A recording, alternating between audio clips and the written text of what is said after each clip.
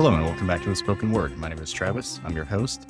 And today we are finally going to discuss some of the archaeology of Egypt.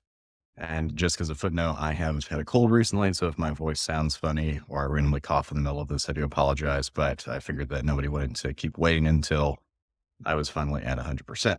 So let's dive right in. Let's talk about the Pharaoh of the Exodus. The first thing I want to establish is that there are actually multiple pharaohs involved in the book of Exodus. There are 3 episodes of Moses' life where there is a pharaoh.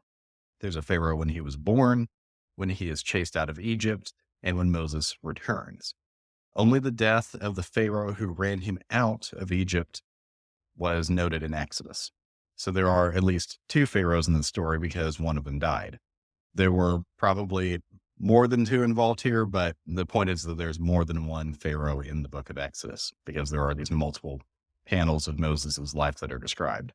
So if we're going to try and identify the Exodus pharaoh, so the pharaoh that was ruling when Moses returned to Egypt as an adult and confronted the pharaoh of that time, we need to figure out, well, when did the Exodus even occur to begin with? And when I say the Exodus, I mean the people of Israel leaving the land of Egypt.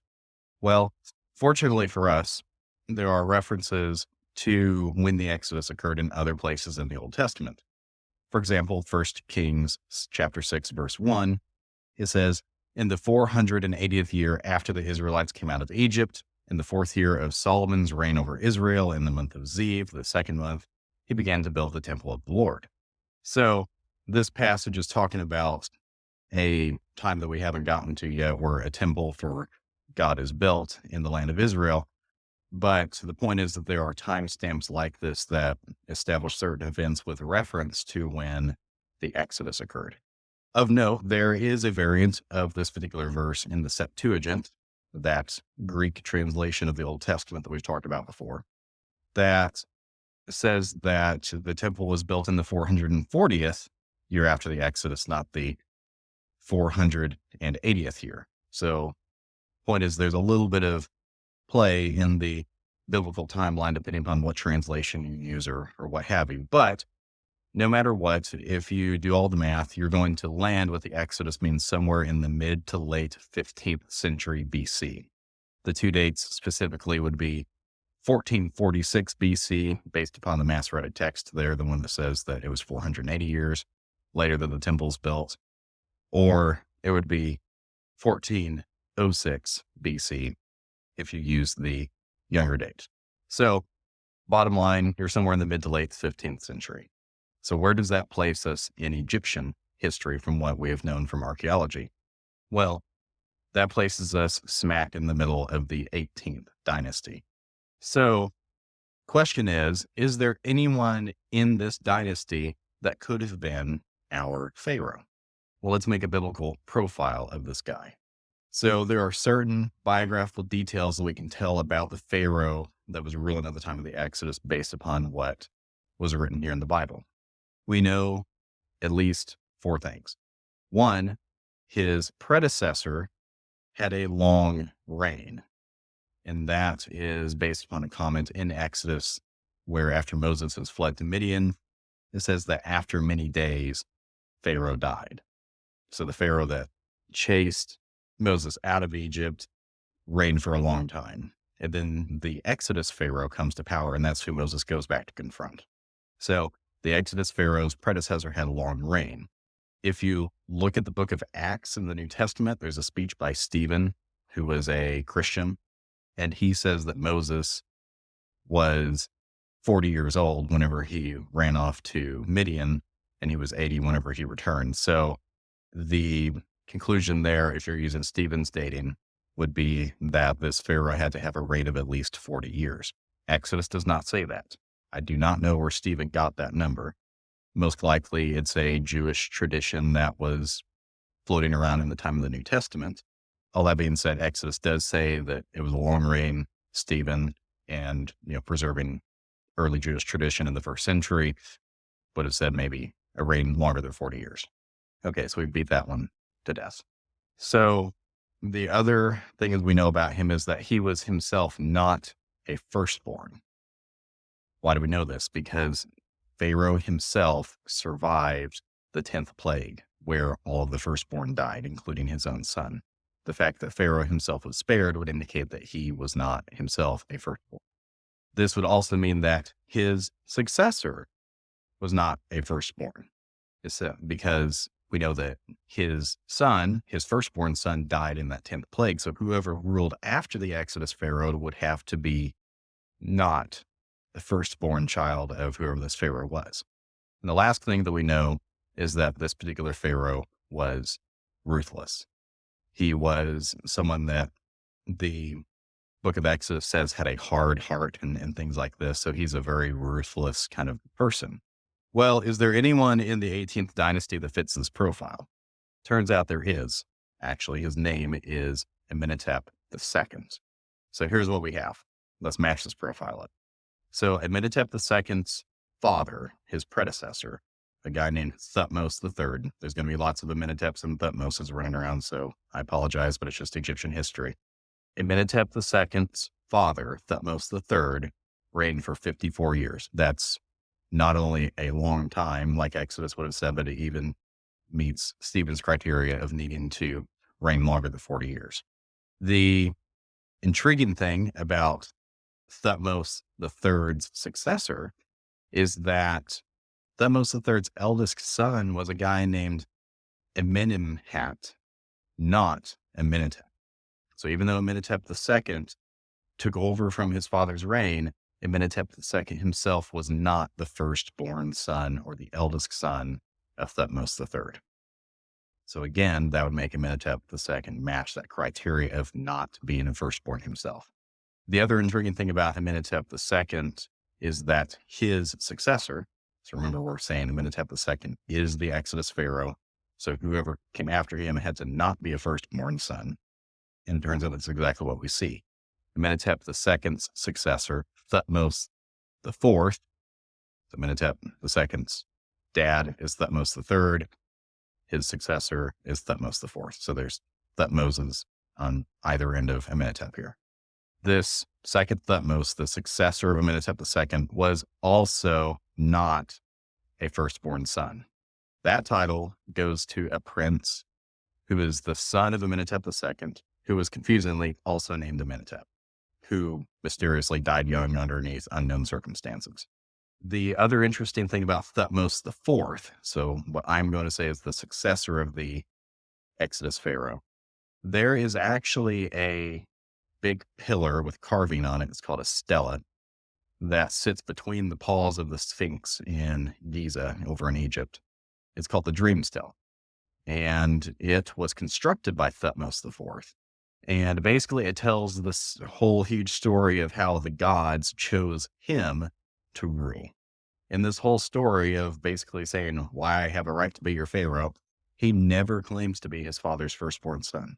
Instead, he appeals to this divine choice of the gods for his right to rule.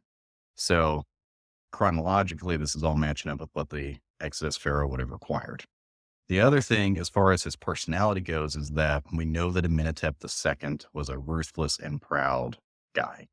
Now, that's not particularly unusual because, if you think that you're a son of the gods, then you'd probably also be ruthless and proud. But we do know that this was true of this particular pharaoh with Amenhotep II. There are notations of him like taking killing his enemies and then dragging their bodies behind his chariot and just like all this kinds of stuff. I mean, he's a pretty ruthless guy. So all of these things together, even the personality would match up with Amenhotep II. Here's the cooler part. Remember those two dates that we gave for the Exodus earlier, 1446 or 1406 BC, depending upon if you're looking at the Masoretic text or the Septuagint. Well, it turns out that Amenhotep has a reign date that matches these two periods. So in Egypt's chronology, there is a high chronology and there's a low chronology, and they differ for various reasons that I won't get into because I don't fully understand it myself. But Amenhotep II started his reign in 1452 BC, according to the high chronology, or in 1427, according to the low chronology. So conveniently, no matter which chronology you used there is a biblical timing for the Exodus that would have said, nah, the Exodus occurred some, uh, 10-ish, 15 years into his reign, something like that. So the point is that Amenhotep II, no matter what Egyptian chronology you use, there is a date for the Exodus that would indicate that, hey, this guy lines up with the timeline. So that's pretty convenient. I personally don't care too much about the dating lining up because let's face it, it's hard to figure out exactly when someone was born, 20 generations ago, much less trying to deal with something that happened 3,500 years ago. So I don't expect to have this kind of precision in ancient dating and things like that. But it is pretty compelling that not only does he match the profile, he also matches the dating and he even matches the personality. Other fun facts about this particular pharaoh that I think kind of nail him in, and these are more circumstantial, but I think they're interesting. For one, his mummy was found. Like, you can go to Wikipedia and you can go look at the face of Amenhotep II. But the folks that looked at his mummy noticed that he had really unusual skin lesions on him. So skin diseases. So we don't know if this was a disease or if this was just some goofy thing with his particular mummification. We don't really know. But do remember that during the plagues, the Pharaoh himself was stricken with a skin disease. So who knows? Maybe that's a scarring or something left over of whatever that disease of boils or what have you. The other interesting thing about this guy is that he led an unusually large and weirdly timed slave gathering expedition in the 9th year of his reign, which would be 1443 by the high chronology. In this expedition, number one, he goes out in the middle of fall or winter, which is really unusual because it's cold and it's harder to get supplies and all those kinds of things. There are mentions in the Old Testament of times when, quote, the kings would go out to war in a particular season. So the pharaohs and kings in general would not have done an expedition like this in this time of the year, weirdly. But he does. He goes out and he gathers over 101,000 slaves.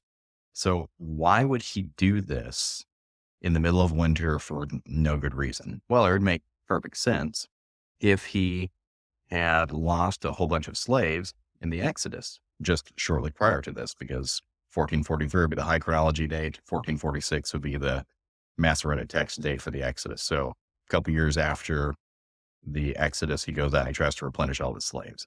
So that's a very convenient episode that happened there. The other thing that is odd about this pharaoh is that he was known to have brought in the worship of Canaanite deities like Baal and Ashtoreth or Astarte. Why would the king of Egypt import Canaanite deities? Maybe it's because he saw the power of Yahweh and thought to import a new source of power from Canaan after his own gods failed. Who knows? The other interesting thing about this pharaoh is that if you read the work by Josephus called The Antiquities of the Jews or Against Apion or what have you, Josephus writes a lot of history about the people of the Jews, and he addresses this question of who was the Exodus Pharaoh. In his works, he quotes from Egyptian historians, and two of them are named Manetho and Kerimon. He disagrees with them about who he thinks the Exodus Pharaoh was, but in his quotations of them, he actually inadvertently preserved who they thought the Pharaoh of the Exodus was. And these Egyptian historians said that he was a guy named Amenophis, which is the Greek variant of the name Amenhotep. So thanks to Josephus, even though he disagreed with them, he inadvertently preserved who the ancient Egyptians thought the Pharaoh of the Exodus was. And it turns out we have a guy named Amenhotep.